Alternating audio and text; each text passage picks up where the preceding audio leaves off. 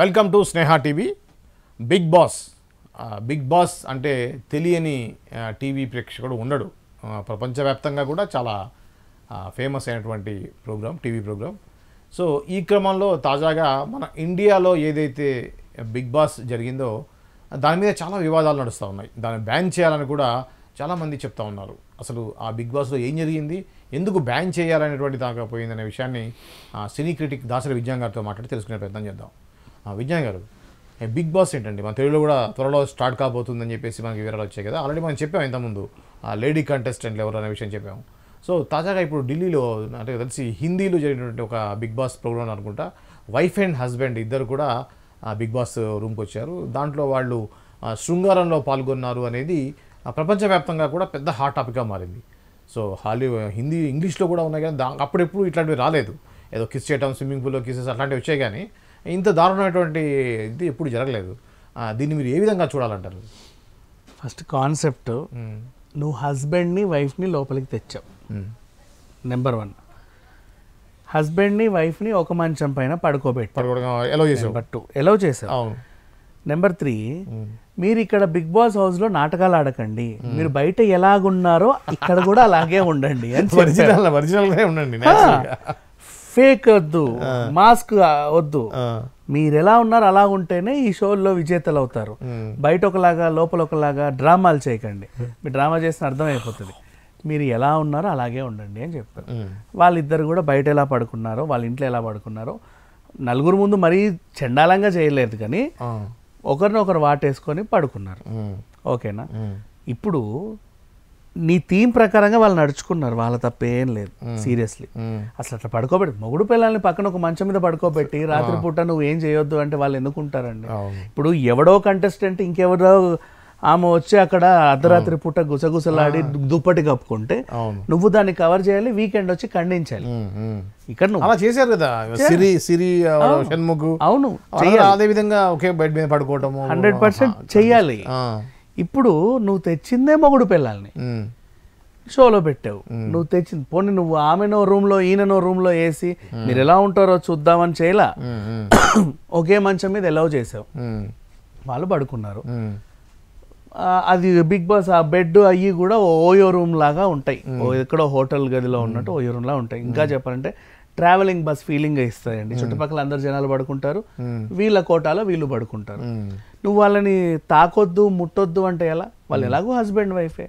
Next బయట ఎలా ఉన్నారో నువ్వు ఇక్కడ అలాగే ఉండు అని కూడా నీ నిబంధన ఒకటి ఉంది నీ దగ్గర. ఇప్పుడు నువ్వు చేసిన తప్పేంటి? భార్యాభర్తల శృంగారాన్ని రహస్యంగా కెమెరాలో తీసి బట్టబయలు చేసావు. అవును, అది పెద్ద మిస్టేక్. నువ్వు ఆ ఎడిటింగ్ లో తీసేయి, నువ్వు చెప్పినట్టే వాళ్ళు నడుచుకుంటారు. మళ్ళీ మార్నింగ్ లేపి హా హీ పాటలు వేసి డాన్స్ లేపి. ఇప్పుడు అది 1 డే డిలే టేకాస్ట్ చేస్తారు. ఆ జరిగిందని కట్ చేసి ఉంటే అసలు బయటకు వచ్చేది కదా. బిగ్ బాస్ జరిగిందని, బిగ్ బాస్ జరుగుతుందని దాని మీద విమర్శలు ఇప్పటిదాకా ఇదో తీసుకొచ్చి ఒక పబ్లిసిటీ స్టంట్ లాగా చూడొచ్చాము. అంతే కదా. ఇప్పుడు నీ కెమెరా ఫుటేజ్ నువ్వేగా బయట పెట్టావు. అవును, నీ కెమెరా నువ్వు తీయడం బట్టి టీవీకి ఎక్కింది, టీవీలో అందరూ చూశారు. నువ్వు ఎడిట్ చేయలే దాన్ని, నీ బండారా నువ్వే రోడ్డుకి వదిలేవు. అవును, వదిలిన తర్వాత వీళ్ళందరూ బ్యాన్ బ్యాన్ బ్యాన్ అంటున్నారు.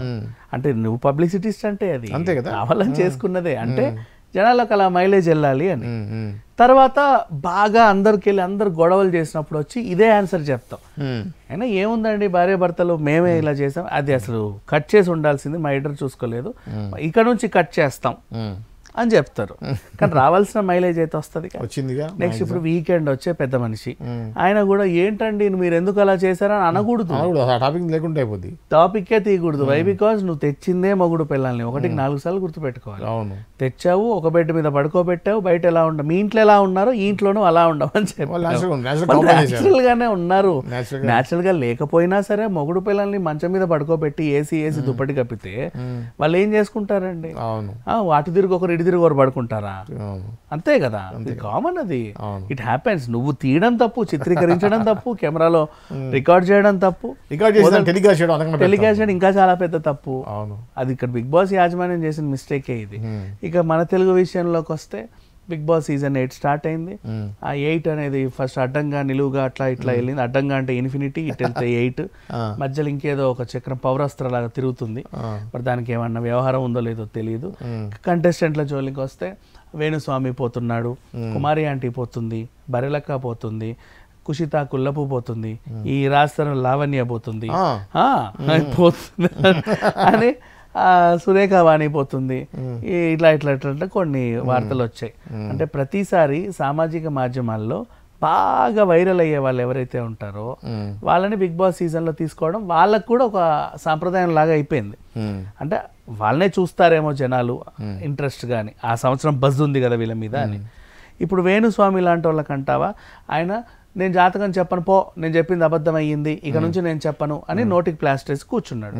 బాబాబు నువ్వు అలా నోటికి ప్లాస్టర్స్ కూర్చుంటే నీ మీద బతికే మేమందరం ఏం కావాలని వాళ్ళు మళ్ళీ తెచ్చి కూర్చోబెట్టారు, ఉజ్జగించారు. అట్లా నువ్వు అలాంటి నిర్ణయాలు తీసుకోకండి, మీరు ఏదోటి వాగితేనే మాకు కంటెంట్, నువ్వు అట్లా నోటికి తాళం వేసుకుంటే మేము ఎట్లా బతికేది? మీరు మాట్లాడాలి అంటే సరే సరే మళ్ళీ చెప్తా, స్టార్ట్ చేస్తా అని చెప్పి మళ్ళీ స్టార్ట్ చేశాడు. కానీ ఆయన నేను చెప్పను పో అన్న తర్వాత ఇప్పుడు మళ్ళీ ఈ సెకండ్ ఇన్నింగ్స్కి మధ్యలో అంతకుముందు ఉన్న ఫేమ్ మళ్ళీ రావాలంటే ఆయనకు మైలేజ్ కావాలి, తక్కువ టైంలో పాపులర్ అయ్యే ఒక ప్లాట్ఫామ్ ఇమీడియట్గా కావాలి, యూట్యూబ్ ఛానల్ కంటే కూడా. బిగ్ బాస్ని ఎంచుకోవడంలో తప్పు లేదు. నెక్స్ట్ కుషిత కుల్లపు, ఈవిడకు అవసరం. వై? బికాజ్ ఈవిడ అక్క చెల్లెలు ఇద్దరు కూడా ఒకరు ఆ పబ్లో ఒకరు ఈ పబ్లో దొరికి డ్రగ్స్ కేసులో ఇరుక్కున్నారని చెప్పి భారీ వార్తలు వచ్చాయి. దాన్ని అంటే మేము అలాంటి వాళ్ళం కాదండి, మేము చాలా పద్ధతి గల వాళ్ళము అని చెప్పుకునే అవసరం ఈవిడకు ఉంది. ఇట్లాంటి వాళ్ళకు కూడా ప్లాట్ఫామ్ కావాలి. బరెలక్క విషయానికి వద్దాం. బరెలక్క ఏంటి, ఆమెకి ఇష్టం ఇలాంటివి అంటే, ఆమెకి ఎప్పటి నుంచో బిగ్ బాస్కి వెళ్ళడం అంటే ఇష్టం. ఇట్లా ఈ టైప్ ఆమె ఎలక్షన్ హడావిడి చేసినప్పటికీ ఆమెకి ఇష్టం, వెళ్తే వెళ్ళొచ్చు, తప్పులేదు. నెక్స్ట్ లావణ్య, ఈమె వెళ్ళొద్దో లేదో నాకు తెలియదు, బట్ ఆమె పేరు అయితే వినపడుతుంది మోస్ట్లీ. ఇలాంటి వాళ్ళకి కుమారి ఆంటీని నాకు తెలిసినంత వరకు అయితే పంపరు. అంటే యాక్చువల్ బిగ్ బాస్ కాన్సెప్ట్ ప్రకారమే మీరు అందరూ అడ్రస్ లేని చోటుకి వెళ్ళి మేము ఇచ్చే వాటితో మీకు మీరు క్రియేటివ్గా బతుకుతా సర్దుకుంటా ఏదో చేయాలా. నువ్వు డైరెక్ట్ షెఫ్నే లోపలికి ఎలా పంపిస్తావు?